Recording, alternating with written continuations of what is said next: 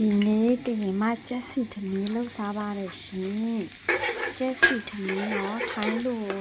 ခေါင်းမိုက်ကန်တော့ထိုင်းလူခေါ်တာခေါင်းမိုက်ကန်ပါရှင်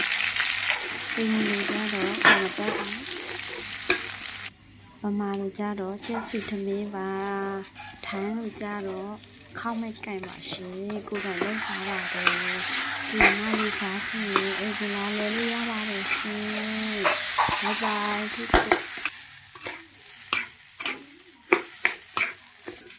อายุยังมาตายแล้วอย่าเข้ามาตายน้ำมันมอมาหมอบ้าหรออยู่แล้วก็เนาะ